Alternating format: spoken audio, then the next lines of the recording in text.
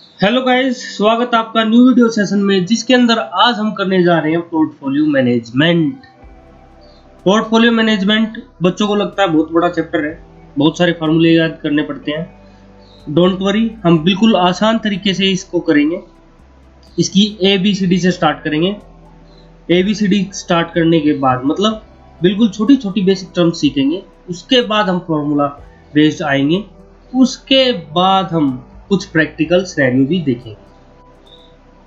दोस्तों, जैसा कि आप जानते हैं, आज अगर इन्वेस्ट करते हो आप या सेव करते हो कुछ भी, वो फ्यूचर में आपको साथ देगा।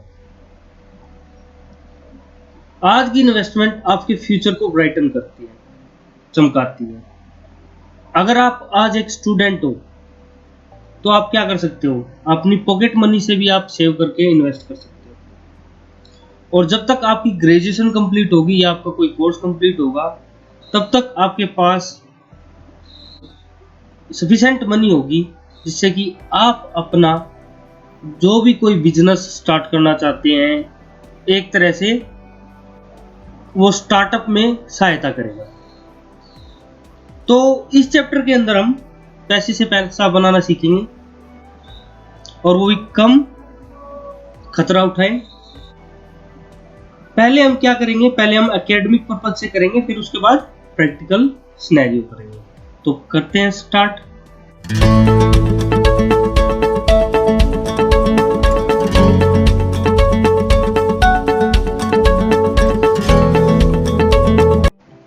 सबसे पहले क्वेश्चन अराइज होता है, पोर्टफोलियो होता क्या है। आप पोर्टफोलियो मैनेजमेंट की बात कर रहे हो, पहले हमें यही तो बता दो कि पोर्टफोलियो होता क्या है।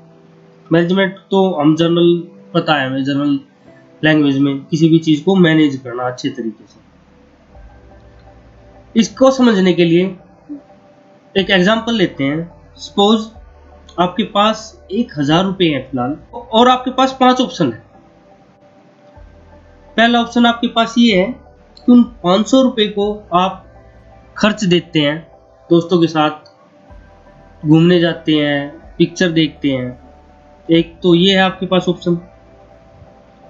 दूसरा ऑप्शन है आपके पास 500 रुपये आपने खर्च कर दिए, 500 रुपये आपने बैंक में जमा करवा दिए। बैंक से हमें क्या मिलेगा, इंटरेस्ट मिलेगा। ओके, लेकिन किस रेट पे मिलेगा, नॉमिनल रेट पे, 4% पे। चलो आगे बात करते हैं। ऑप्शन 3, आपने पूरे पूरे 1000 रुपये बैंक में जमा करवा दिए। अब पूरे 1000 रुपये पे आपको इंटरेस्ट मिलेगा 4% के हिसाब से। ऑप्शन 4, आपने रिलायंस इंडस्ट्रीज के अंदर पैसे इन्वेस्ट कर दिए, 1000 रुपये की रिलायंस के आपने शेयर खरीद लिए, ठीक है। ऑप्शन 5 ये है कि आपने क्या किया, एक कंपनी में इन्वेस्ट करने के बजाय रिलायंस इंडस्ट्रीज में आपने और भी कंपनी थी, जैसे टाटा होगी, बैंकिंग सेक्टर की कंपनीज होगी, गवर्नमेंट कंपनी होगी, ITDC, इन कंपनियों में आपने क्या किया, इन्वेस्ट किया।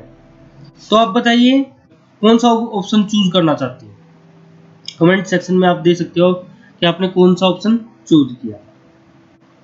दोस्तों, अगर आपने ऑप्शन 1 चूज किया तो इसका मतलब ये है भाई, आप बहुत अमीर आदमी हो, आपको पैसे की परवाह नहीं है। और जिनको पैसे की परवाह नहीं होती, utilization of money in proper way में नहीं कर पाते, वो फ्यूचर में डेफिनेटली लूज आउट हो जाते हैं, बाहर हो जाते हैं। अगर आपने ऑप्शन 2 चूज किया, इसका मतलब आप मनी के केयर करते हो, इतने चतुराई भरी तरीके से इसका इस्तेमाल नहीं कर रहे हो मनी का। और अगर आपके पास आपने ऑप्शन 3 चूज किया है, तो आप मनी के बारे में केयर तो करते हो, लेकिन जो आपको अपॉर्चुनिटीज और भी अवेलेबल है उनका आप फायदा नहीं उठा रहे हो। आप क्या हो, आप कम रिस्क उठाने वाले बंदे हो। और अगर आपने ऑप्शन 4 चुना है, इसका मतलब क्या है कि आप ह्यूज रिटर्न कमाना चाहते हो, लेकिन उसके साथ ह्यूज रिस्क भी एसोसिएट है। मतलब अगर सोच लीजिए रिलायंस के शेयर आपने खरीद लिए और ड्रास्टिकली वो डिक्लाइन कर जाते हैं, तो आप क्या करोगे? कहोगे यार ऑप्शन 3 बेस्ट था कि मेरे को बैंक में जमा करवा देने चाहिए थे पैसे। तो ऑप्शन 4 उनके लिए है जो खतरों के खिलाड़ी हैं।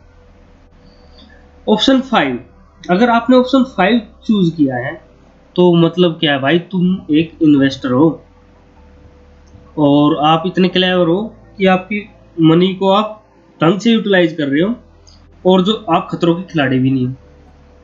आपने अपना खतरा जो है वो क्या कर दिया है? रिड्यूस कर दिया है। आपने अपना खतरा क्या कर दिया? रिड्यूस कर दिया है। और जो ये खतरा रिड्यूस किया है इसी को तो हम पोर्टफोलियो बोलते हैं।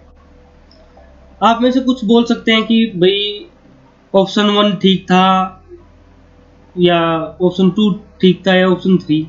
आपके नजरिए से कोई भी ऑप्शन ठीक हो सकता है, लेकिन हम चाहते हैं कि आपका नजरिया बदले।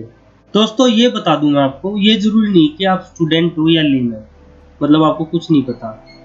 यहाँ पे आप पोर्टफोलियो की ABC सीखेंगे बिल्कुल सिंपल मैनर में, और ABC सीखने के बाद हम एक्सपर्ट लेवल हो गए। दोस्तों जैसे कि पहला क्वेश्चन आपके माइंड में राइज हुआ था कि पोर्टफोलियो क्या होता है, और मैंने आपको एग्जांपल बताया था। उस एग्जांपल से आपको कुछ आइडिया हो गया होगा, है ना। हमने बहुत सारी सिक्योरिटीज खरीदी और बहुत सारी सिक्योरिटीज ली, और इस तरीके से ली कि अगर मान लो एक में कोई बड़ा ड्रास्टिक चेंज होता है तो दूसरा ऑटोमेटिक उसको झेल ले। ठीक है। फॉर एग्जांपल के तौर पर, जैसे आपने गर्मियों के सीजन में 2 कंपनियों में इन्वेस्ट किया, एक छाता वाली कंपनी में और एक सनग्लासेस वाली कंपनी में। अब क्या होगा? अगर बारिश हुई तो छाता वाली के शेयर बढ़ेंगे, गॉगल्स वाले के कम होंगे, और अगर धूप पड़ी तो दोनों हो सकते हैं कि आपका गॉगल्स भी ज्यादा बिके और आपके छाता भी ज्यादा बिके। तो आपने रिस्क, जो अपना खतरा था, रिस्क था, वो क्या कर दिया? मिटिगेट कर दिया टू ए सर्टेन एक्सटेंट।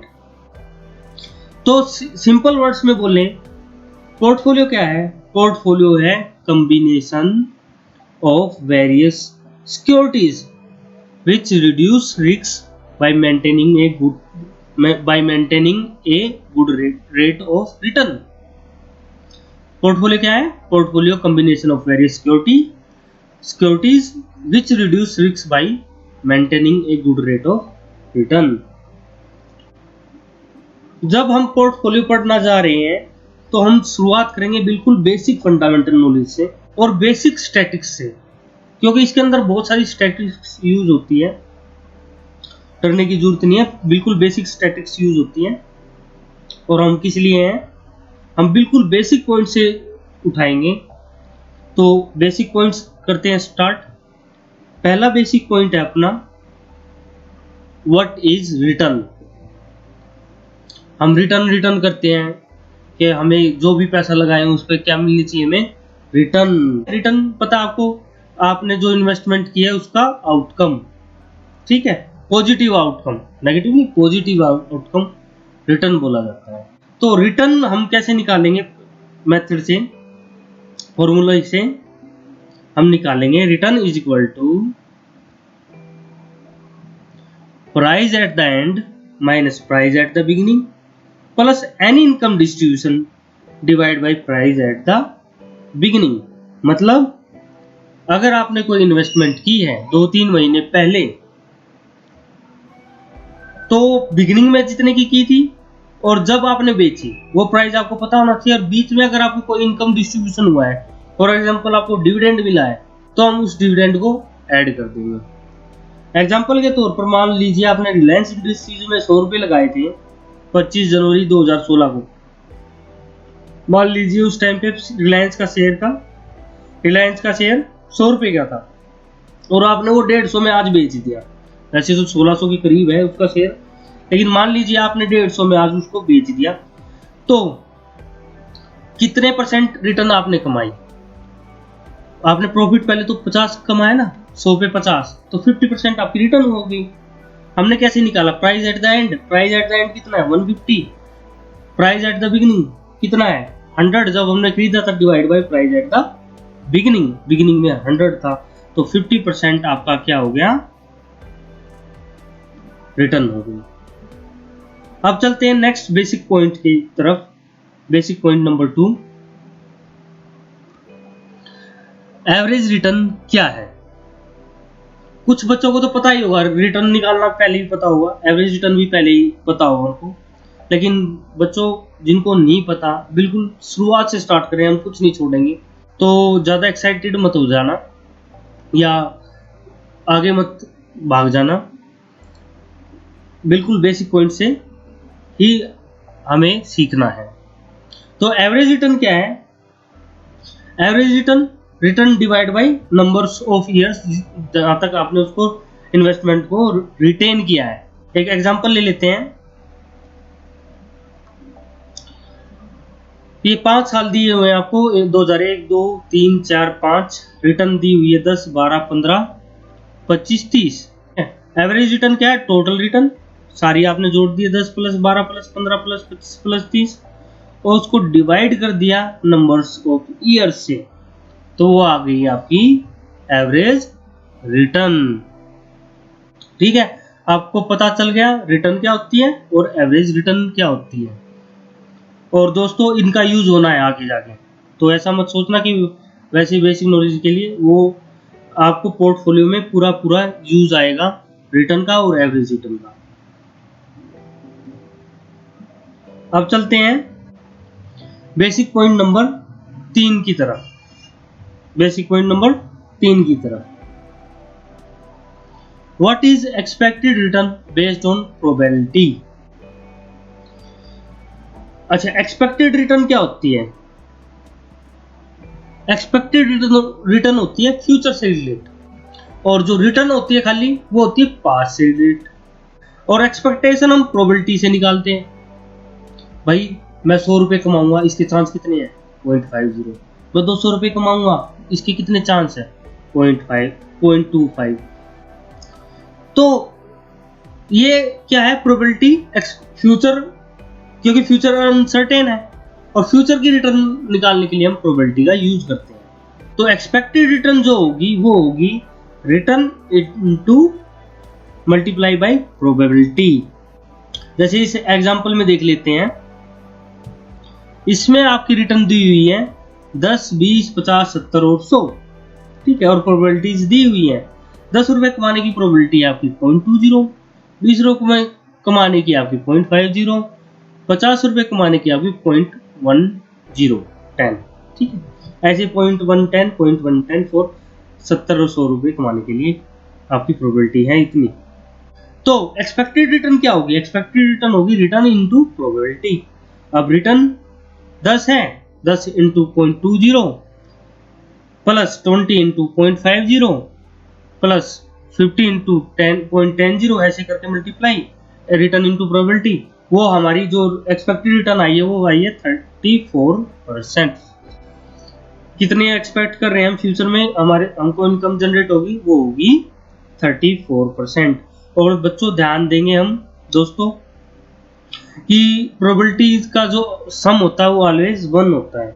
पता ही होगा आपको, 10th क्लास में ही आपने कर लिया होगा, 11th क्लास के अंदर ही, कि प्रोबेबिलिटीज या 8, 9 जो भी है, कि प्रोबेबिलिटीज का सम ऑलवेज 1 आता है। अब चलते हैं नेक्स्ट बेसिक पॉइंट की तरफ। खतरा क्या है? What is risk? खतरा क्या है? खतरा है, सबको पता है। अगर हम अपनी इन्वेस्टर पर्सपेक्टिव से देखें, मनी लूज होना चांसेस, वो खतरा है। मतलब हमारे पैसे डूब जाएंगे, कितने % चांसेस है, वो क्या है? खतरा है। ठीक, एक छोटा सा बच्चा बता देगा कि भाई खतरा क्या है पैसे के टर्म में। वो बोलेगा मेरे पैसे किसी ने छीन लिए, तो दैट मीन्स खतरा है। अब जैसे हमने पता चल गया भी खतरा क्या है, मनी लूज आउट होना, ठीक है। क्या हम खतरे को माप सकते हैं, मेजर कर सकते हैं? बिल्कुल कर सकते हैं।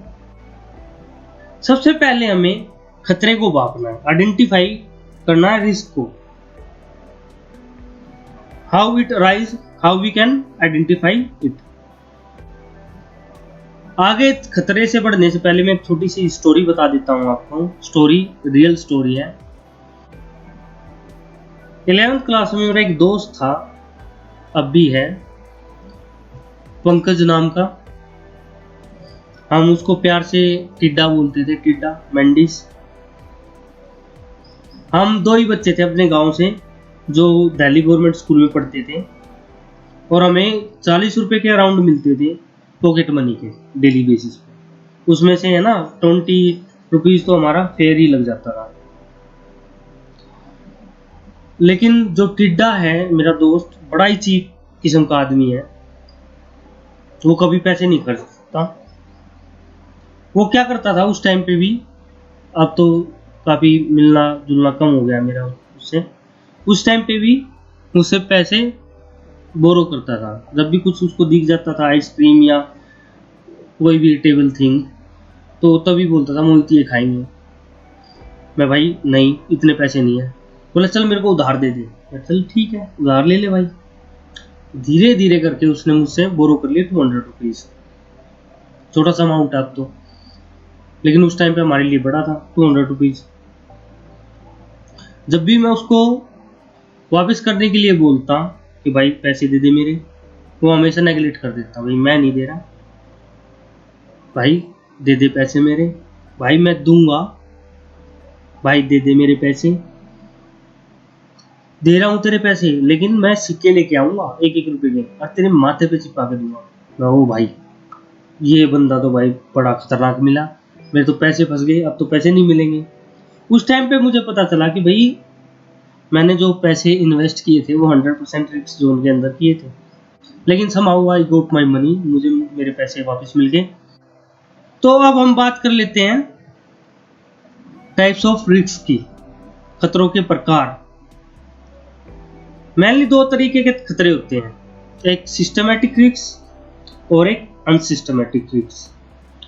बेसिक नॉलेज के लिए हम जान लेते हैं कि सिस्टमैटिक रिस्क जो होता है वो इकोनॉमी से आता है, पूरी इकोनॉमी से, और अनसिस्टमैटिक रिस्क आता है माइक्रो लेवल रिस्क पे, मतलब कंपनी की जो कार्रवाई कर रही है, अपनी काम कर रही है, उसकी इंडिविजुअल परफॉर्मेंस बेस पे। हम इसके बारे में और डिटेल से पढ़ेंगे, लेकिन बाद में पढ़ेंगे।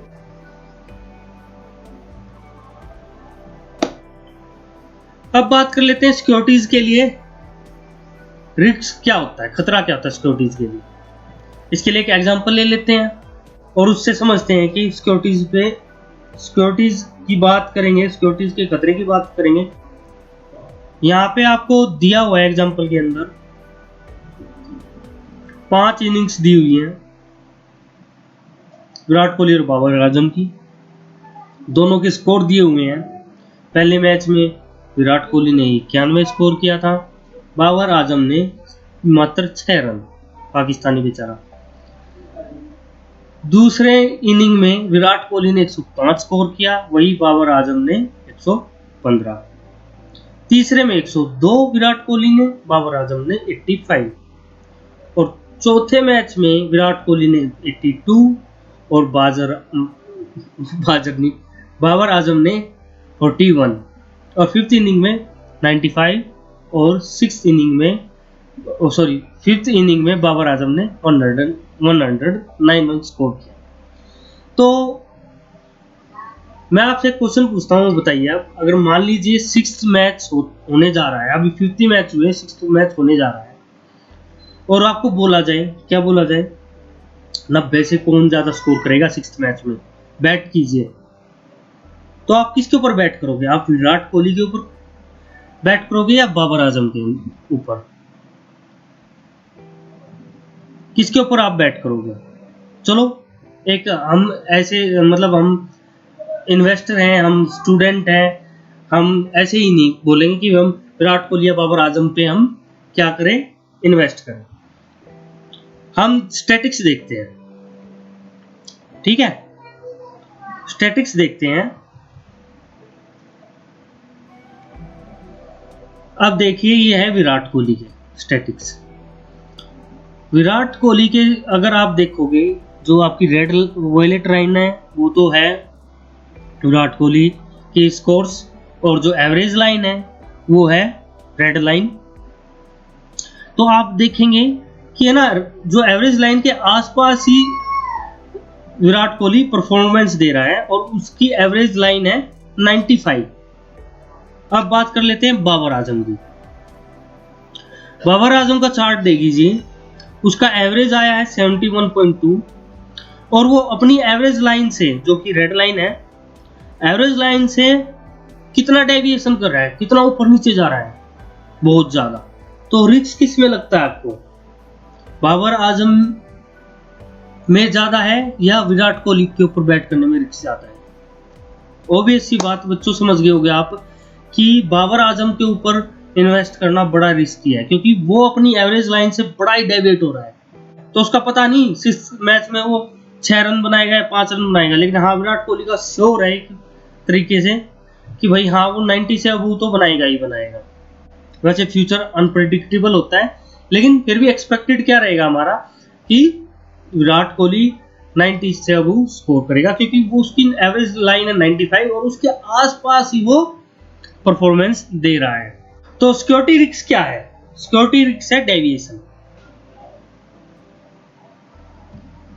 क्या है? Volatility in return. अगर रिटर्न आपकी बहुत ज्यादा डीप, बहुत ज्यादा अप जा रही है तो आप बहुत ज्यादा रिस्कियर सिक्योरिटीज होल्ड कर रहे हो, और अगर आपका एवरेज के साथ लिटिल टिप या लिटिल अप जा रही है तो आप मोर सिक्योर सिक्योरिटी के अंदर क्या कर रहे हो, इन्वेस्ट कर रहे हो। अब हम बात कर लेते हैं पोर्टफोलियो की खतरे के बारे में, नहीं इंडिविजुअल सिक्योरिटी के खतरे के बारे में, कि अगर हम इंडिविजुअल सिक्योरिटीज लें उसका खतरा कैसे निकालें। और पहले ही आपको पता चल चुका है कि वोलेटिलिटी मतलब डेविएशन, अपनी एवरेज रिटर्न से कितना ज्यादा डेविएशन है वो क्या है, खतरा। तो इंडिविजुअल सिक्योरिटीज का खतरे नापने के कई तरीके हैं, जिसमें हम यूज करेंगे standard deviation, variance, coefficient of variance, और हम इनके बारे में आपको बताएंगे ये होते क्या है। पहले बात कर लेते हैं स्टैंडर्ड डेविएशन की, जिसको हम प्यार से क्या बोलेंगे, SD, और क्या बोलेंगे प्यार से, इसको बोलेंगे हम SD। SD मेजर करता है टोटल रिस्क ऑफ सिक्योरिटी को, टोटल रिस्क, ओवरऑल रिस्क को मेजर करता है, ठीक है, systematic plus unsystematic. High volatile का मतलब क्या होता है, बहुत ज्यादा रिस्क। अब जितना आपका स्टैंडर्ड डेविएशन हायर होगा, higher will be your risk. एक एग्जांपल ले लेते हैं,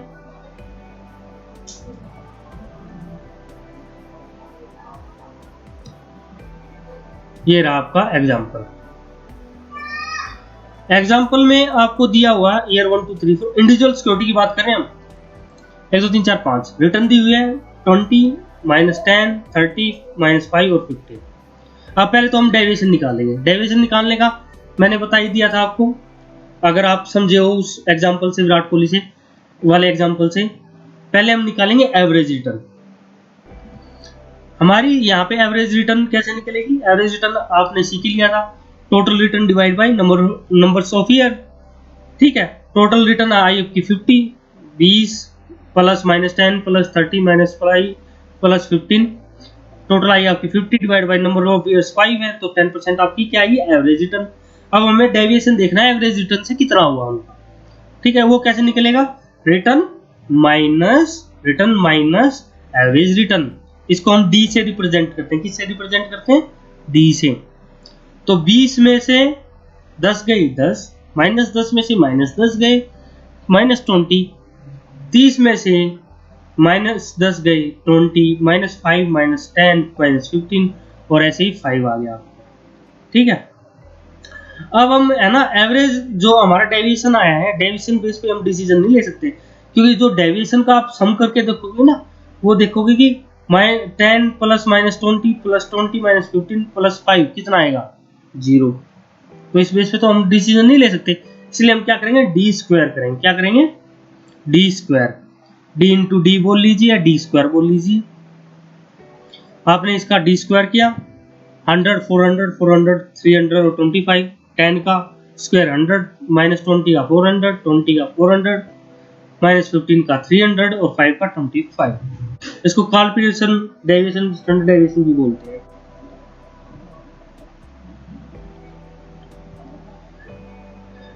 अब एसडी का हम सीधा फार्मूला करेंगे,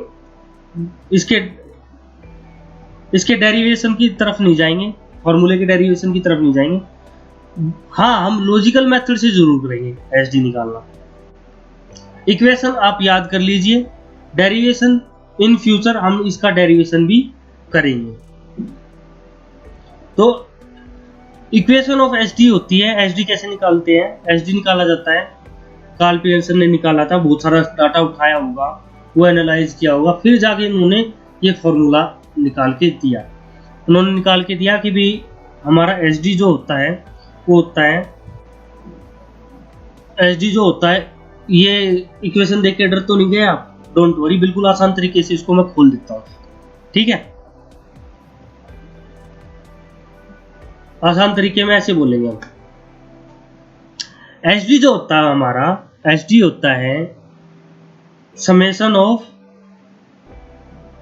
given return minus average return, उसका स्क्वायर डिवाइड बाई एन और पूरे का अंडर रूट, और नीचे आपका n माइनस 1 भी हो सकता है अगर आपको डाटा अनबियास्ड करना है, लेकिन हम प्रेफर करेंगे n को ही। तो एसडी की इक्वेशन क्या है, एसडी की equation under root 1 by n, n क्या है आपका नंबर्स ऑफ ईयर्स या टाइम बोल लीजिए, और x1 क्या है आपका xi, xi आपका गिवन रिटर्न। गिवन रिटर्न क्या होती है, जो आपको दी हुई रिटर्न है, इतना इतना इतना इतना आपने रिटर्न कमाई, माइनस x बार क्या है, एवरेज रिटर्न आपकी, उसका स्क्वायर और उसका पूरे का अंडर रूट, उससे आप क्या निकाल सकते हो, एसडी स्टैंडर्ड डेविएशन। और डिसीजन आपको पता ही है, जितना ज्यादा एसडी होगा उतना ही ज्यादा रिस्कियर होगा प्रोजेक्ट, सॉरी रिस्कियर होगी सिक्योरिटीज। अब हम यहाँ पे इसका वो निकाल लेते हैं एसडी। एसडी निकालने के पहले हम summation of D into D मतलब डी स्क्वायर का करेंगे। ऊपर देख लेते हैं हमने डी स्क्वायर का समेशन कौन कौन से जोड़े, ये सारे D into D 100 plus 400 plus 400 plus 300 plus 25 400 500 900 1200 1225 total कितना आ गया हमारा 1225 summation of D into D मतलब इसको क्या 1225 है क्या हमारा given return minus average return, ठीक है, उसका स्क्वायर। फिर हम उसको नंबर ऑफ ईयर से डिवाइड कर देंगे टाइम से, 1225 डिवाइड बाई 5 245, फिर उसका अंडर रूट कर देंगे, उसका अंडर रूट आया 15.65 और इसका मतलब क्या हुआ कि एसडी आया आपका 15.65। वैसे इंडिविजुअल एसडी निकालते ना, इंडिविजुअल सिक्योरिटी का कोई मतलब नहीं होता उसका जब तक कंपैरिजन ना हो, है ना। कंपैरिजन के लिए हम आगे बात करेंगे, तो थोड़ा पेशेंस रखिए। यहाँ पे आपको सम पॉइंट नोट कर लेने चाहिए, जैसे मैंने आपको पहले ही बता दिया, given return minus average return को हम डिनोट कर सकते हैं डी से, दैट इज डेविएशन। और summation of D will always equal to 0, जैसे कि मैंने बताया था, तभी तो हमने स्क्वायर किया था। और तीसरा जो एसडी आएगा आपका वो कभी भी नेगेटिव नहीं आएगा, ये ध्यान रखना आपको। ये 0 हो सकता है लेकिन नेगेटिव नहीं हो सकता। अगर आपने नेगेटिव कर दिया तो कहीं ना कहीं आपने कुछ गड़बड़ की। आगे चलते हैं नेक्स्ट बेसिक पॉइंट की तरफ। नेक्स्ट बेसिक पॉइंट है अपना H D based on probability. H D based on probability. वैसे प्रोबेबिलिटी का आपको पता ही ना क्या मतलब दिया था मैंने, फ्यूचर की रिटर्न के लिए। ठीक है, जो हमने एच डी निकाला है जो पीछे, वो किस बेस पे निकाला हमने, पास्ट डेटा के बेस पे। हमें डेटा गिवन था, ठीक है, कि हम इतना इतना अर्न कर चुके हैं। अब हम क्या कर रहे हैं, हम फ्यूचर में जा रहे हैं, हम फ्यूचर में इतना इतना अर्न करेंगे और उसकी एक्सपेक्टेशन इतनी है, प्रोबेबिलिटी इतनी है। तो वो कैसे निकालेंगे हम, सिंपल सा फार्मूला यूज करेंगे, क्योंकि आपने प्रोबेबिलिटी बेस पे एक्सपेक्टेड रिटर्न निकालनी आ गई थी, तो वही करेंगे हम, उसका अंडर रूट कर देंगे और summation of probability into given return minus expected return का होल स्क्वायर कर देंगे और पूरे का अंडर रूट होगा। ठीक है, उससे आपकी क्या आ जाएगी, प्रोबेबिलिटी बेस्ड एचडी आ जाएगा।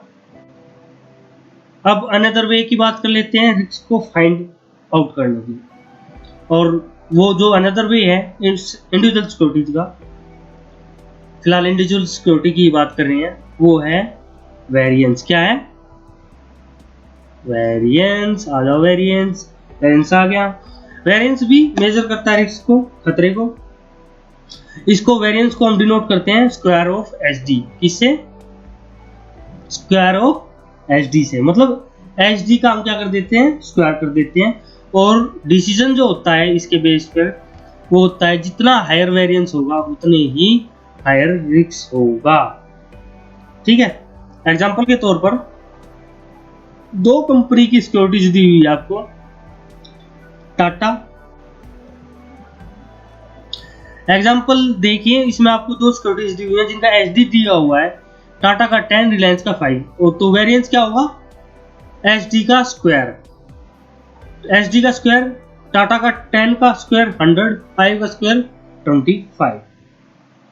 अब नेक्स्ट बेसिक पॉइंट की तरफ चल देते हैं, रिस्क की तरफ। Coefficient of variation based on past data. जैसे कि मैंने आपको बताया था कि हम रिस्क को नाप रहे हैं, खतरे को नाप रहे हैं। सीवी को हम इस तरीके से बोल सकते हैं, कोएफिशिएंट ऑफ वेरिएशन को, risk per unit of return. Per unit of return आपने कितना खतरा उठाया है। एग्जांपल देख लेते हैं, उससे आपको ज्यादा समझ में आएगा। एग्जांपल में दिया हुआ है दो कंपनी आपको, एक एस लिमिटेड और जेड लिमिटेड, जिनका एचडी दिया हुआ आपको 10 और 20। एवरेज रिटर्न भी दिया हुआ है 10 और सीवी दिया हुआ है। सीवी निकाल लेते हैं, कैसे निकाल लेंगे, रिस्क अपॉन रिटर्न। रिस्क कितनी है आपकी 10, जो कि हमने एचडी से मेजर किया था, और रिटर्न कितनी है 10। तो सीवी कितना है आपका 1, और जेड लिमिटेड में कितना है आपका सीवी 2। अब सीवी का मतलब क्या है आप समझ लीजिए। एस लिमिटेड और जेड लिमिटेड के लिए सीवी का मतलब क्या है, हर एक रुपए में एस लिमिटेड 1 रुपए का रिस्क उठा रही है। 1 रुपए कमाने के लिए एस लिमिटेड कितना रिस्क उठा रही है, एक का। और वही जेड लिमिटेड 1 रुपया कमाने के लिए 2 का रिस्क उठा रही है। तो कौन सी मोर रिस्कियर है, कौन सी मोर रिस्कियर है, जेड लिमिटेड। आप 1 रुपया कमाने के लिए 1 रुपया कमाने के लिए 2 का रिस्क उठा रहे हैं। सीवी में डिसीजन क्या लेते हैं हम, हायर द सीवी होगा तो हायर द रिस्क होगा। Higher the CV higher the risk, मतलब जो लो रिस्क अवर्जन पर्सन होते हैं, क्योंकि उनको लोअर रिस्क अच्छा लगता है, तो लोअर सीवी को क्या करेंगे, प्रेफर्ड करेंगे। ठीक है, ऐसे हम सीवी बेस्ड ऑन प्रोबेबिलिटी निकाल सकते हैं। और ये सच है बात कि भाई हर एक यूनिट ऑफ आप जितना रिस्क इंक्रीज करते हो उतना ही आपकी इन्वेस्टर की एक्सपेक्टेशन बढ़ती चली जाती है। जितना ज्यादा रिस्कियर प्रोजेक्ट होगा उतनी ज्यादा एक्सपेक्टेड रिटर्न कितनी होगी, ज्यादा होगी। हायर रिस्क अवर्स पर्सन हमेशा हायर रिटर्न एक्सपेक्ट करता है। और जो एक्सपेक्टेशन की बात आती है तो हम किसका नाम लेते हैं, प्रोबेबिलिटी का। किसका नाम लेते हैं, प्रोबेबिलिटी का। तो सीवी बेस्ड ऑन प्रोबेबिलिटी भी निकल सकती है, और वो कैसे निकलेगी, standard deviation risk divide by expected return, risk divide by expected return, वहां पे रिटर्न थी, या पास डाटा पे, यहाँ पे फ्यूचर के डाटा के बेस पर एक्सपेक्टेड रिटर्न से एसडी को एक्सपेक्टेड रिटर्न से डिवाइड किया गया है। अब चूंकि हमने कुछ बेसिक चीजें सीख ली हैं, एसडी क्या होता है, कोएफिशिएंट ऑफ वेरिएंस क्या होता है, और एक्सपेक्टेड रिटर्न क्या होती है, एवरेज रिटर्न क्या होती है। अब इन बेस पे हम कुछ बेसिक रूल लेके चलते हैं जो हर एक इन्वेस्टर को फॉलो करने चाहिए। जब भी आप कोई नई सिक्योरिटी खरीदने जा रहे हो और आपको ये पता चल जाए, ये चीज़ें आपको आ गई हैं, तो आप उन बेसिस पे क्या ले सकते हो, डिसीजन ले सकते हो। तो वो रूल पढ़ लेते हैं हम। रूल क्या है इंडिविजुअल सिक्योरिटी के केसेस में, अगर आपको इंडिविजुअल सिक्योरिटी सिलेक्ट करनी है। रूल नंबर 1, जहां पे दो सिक्योरिटी का रिस्क समान होता है तो हम कौन सी सिक्योरिटी को सिलेक्ट करेंगे, उस सिक्योरिटी को सिलेक्ट करेंगे जिसमें हायर रिटर्न होती है। एग्जांपल के तौर पर देखिए यहाँ पे रिस्क मतलब एसडी लगा लीजिए, रिस्क को हमने मेजर किया एसडी से। टाटा रिलायंस दोनों का बराबर है और रिटर्न जो है वो दोनों की अलग अलग है। जब खतरा बराबर तो किसको ज्यादा किसको एक्सेप्ट करना चाहिए, जिसमें आपको ज्यादा रिटर्न मिले। रिटर्न कहाँ ज्यादा मिल रही है आपको, रिलायंस से।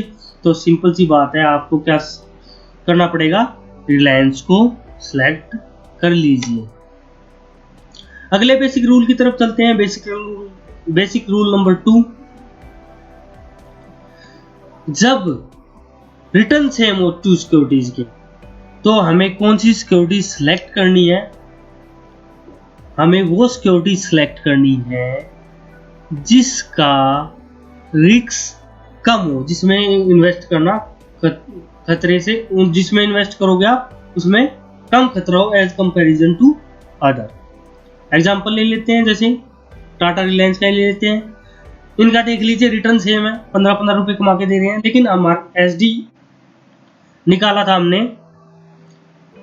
या वेरिएंस निकाला था, वो आया था आपका 15 और 5। तो रिटर्न सेम है तो किस में इन्वेस्ट करना बेटर रहेगा, सिंपल सी बात है, जिसमें खतरा कम हो।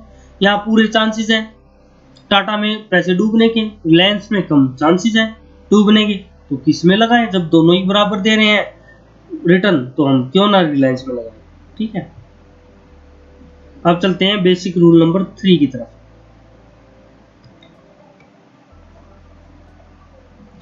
जहां पे रिस्क और रिटर्न बहुत सिक्योरिटीज की डिफरेंट हो तो हम क्या करेंगे, जो डिसीजन लेंगे वो डिसीजन लेंगे सीवी बेस्ड। किस पे बेस्ड पे, सीवी बेस्ड पे, कोएफिशिएंट ऑफ वेरिएंस के बेस पे। Lower the better. एग्जांपल ले लेते हैं और समझ लेते हैं कैसे। टाटा और रिलायंस दोनों की रिटर्न अलग है। टाटा 10, रिलायंस 15 रुपए कमा रहा है। रिस्क दोनों के अलग है, 5 और 20। अब हमें डिसीजन लेना कि मैं टाटा सेलेक्ट करूं या मैं रिलायंस सेलेक्ट करूं। हम अब किसके बेस पे लेंगे, किसके बेस पे लेंगे, कोएफिशिएंट ऑफ वेरिएशन के बेस पे हम लेंगे डिसीजन। तो कोएफिशिएंट ऑफ वेरिएशन का मतलब मैंने बताया था ना कि आप 1 रुपया कमाने के लिए कितना रिस्क उठा रहे हो। ठीक है, तो आपने टाटा का निकाला, 1 रुपया कमाने के लिए आप 0.50 का रिस्क उठा रहे हो। वहीं रिलायंस में आप 1 रुपया कमाने के लिए 1.33 का रिस्क उठा रहे हो। तो रिस्क किसमें कम उठा रहे हो, टाटा में। ऑब्वियस सी बात, टाटा में 1 रुपया कमाने के लिए 0.50 का और वहीं रिलायंस में 1 रुपया कमाने के लिए 1.33 का। तो बेस्ट है किसको सिलेक्ट कीजिए, सिलेक्ट कीजिए टाटा को। ठीक है, आगे चलते हैं। अच्छा, इससे पहले आगे चलने से पहले कुछ बातें नोट कर लीजिए। जैसे ये जो रूल नंबर 3 है आपको तभी अप्लाई करना है जब 2 सिक्योरिटीज हो। अगर 2 से ज्यादा सिक्योरिटीज हों तो आपको ये रूल नंबर 3 अप्लाई नहीं करना है। ठीक है, जो रूल आगे अप्लाई करना है वो हम उसकी आगे बात करेंगे। ठीक है, अब आगे चलते हैं। ये रूल समझने के बाद पोर्टफोलियो की बात कर लेते हैं। पहले हमने किसकी बात करी थी? इंडिविजुअल सिक्योरिटी की। अब हम बात कर रहे हैं इसकी पोर्टफोलियो की। अब जैसे कि मैंने बताया था कि मैंने रिटर्न को दो भागों में बांट लिया था, एक तो पास्ट डाटा पे बेस्ड और एक एक्सपेक्टेड मतलब फ्यूचर पे बेस्ड, जिसको हमने एक्सपेक्टेड रिटर्न का नाम दिया था। तो return of portfolio based on past data कैसे निकालते हैं, इसके लिए हम एक एग्जांपल ले लेते हैं। क्या ले लेते हैं? एग्जांपल ले लेते हैं। एग्जांपल के तौर पर मिस्टर कुमार के पास 10,000 रुपए हैं और उसके पास 2 सिक्योरिटीज अवेलेबल है, और मान लीजिए वो बहुत सिक्योरिटीज में 5,000 रुपए लगाता है, और दोनों सिक्योरिटीज से उसको 10% फर्स्ट सिक्योरिटी से और 20% उसको सेकेंड सिक्योरिटी से रिटर्न मिलती है। तो बताइए रिटर्न कितनी होगी इसकी? सिंपल सी बात है, कोई बच्चा भी 6th क्लास का इस क्वेश्चन को सोल्व कर सकता है। भाई 5,000 पे 10% 500 रुपये, 5,000 पे 20% 1,000 रुपये, मतलब 1,500 रुपये आपने ओवरऑल 10,000 रुपये पे कमाए। तो दैट मीन 15% आपने क्या किया? अर्न किया। किस पे? इन्वेस्ट करके। अब एक से ज्यादा आपने सिक्योरिटी में इन्वेस्ट किया तो वो आपका बन गया पोर्टफोलियो। और रिटर्न ऑफ पोर्टफोलियो कैसे निकाल लिया आपने? Return of first security into weight of first security plus return of second security into weight of second security. Weight क्या है यहाँ पे? इक्वल। इक्वल मतलब 0.50 आधा आधा आपने 10,000 रुपये का इन्वेस्ट दोनों में किया है। ठीक है, तो पहले तो हमने लॉजिकल मेथड से सीखा। हम बात कर लेते हैं फॉर्मूला बेस्ड। कैसे निकालेंगे रिटर्न?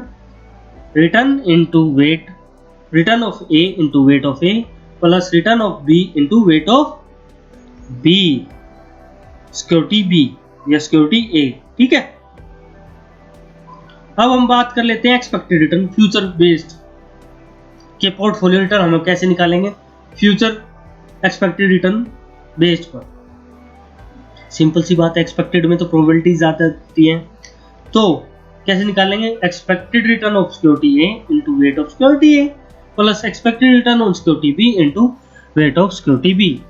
ठीक है, हम एक्सपेक्टेड कर रहे हैं इतना हमारा रिटर्न होगी। ठीक है, एक्सपेक्टेड रिटर्न होगी। एक्सपेक्टेड रिटर्न कैसे निकाली आपने? आपने प्रोबेबिलिटी से निकाली। ठीक है, प्रोबेबिलिटी से आपने रिटर्न को मल्टीप्लाई किया।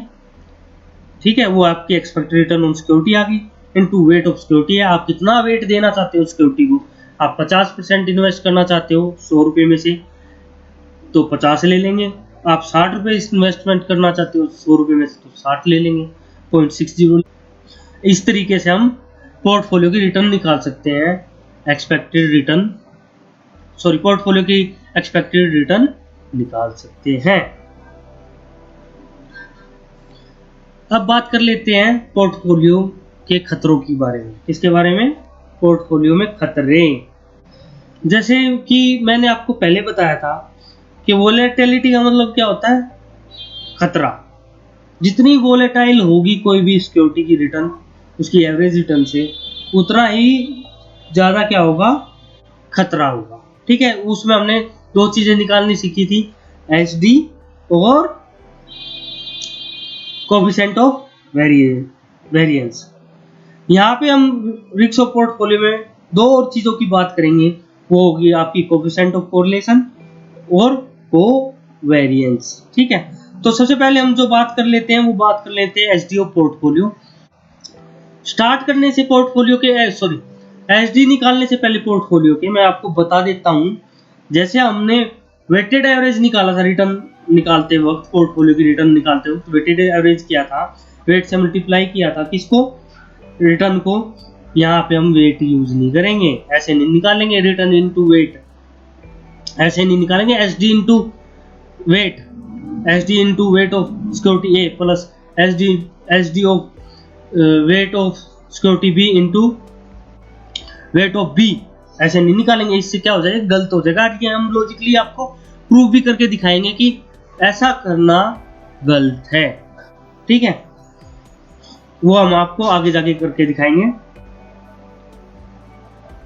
अब हम इसकी इक्वेशन की बात कर लेते हैं। Equation H D of A and B कैसे निकालते हैं हम। अगर आपको दो एसेट गिवन है, दो सिक्योरिटीज गिवन है, तो इसके लिए आपको पहले एच डी सिक्योरिटी ए का निकालना पड़ेगा, एच डी सिक्योरिटी बी का निकालना पड़ेगा, ठीक है। और वेट पता होने चाहिए आपको, सिक्योरिटी ए का वेट पता होना चाहिए, सिक्योरिटी बी का, और उसके साथ ही कोएफिशिएंट ऑफ कोरिलेशन का पता होना चाहिए, ठीक है। ये तीन चीज पता होगी तो आप एच डी निकाल सकते हो किसी भी पोर्टफोलियो का, दो सिक्योरिटीज का, ठीक है। तो फॉर्मूला क्या है, अंडर रूट सभी का H D of A security उसका square into weight of A security उसका square plus H D of B security उसका square into weight of B security उसका square plus 2 into H D of A into H D of B into weight of A into weight of B into coefficient of correlation of A and B. अब यहाँ पे एक चीज और आ गई, coefficient of correlation. और coefficient of correlation कैसे निकालते हैं हम आगे बात करते हैं। Coefficient of correlation, coefficient of correlation हम निकालते हैं covariance of asset A and B divide by H D of A into H D of B. Coefficient of correlation कैसे निकालते हैं, covariance of asset A and B divide by H D of A into H D of B. इसके मतलब से पहले हम covariance की बात करेंगे, क्योंकि कोवेरियंस समझोगे तभी आपको कोएफिशिएंट ऑफ कोरिलेशन का पता चलेगा।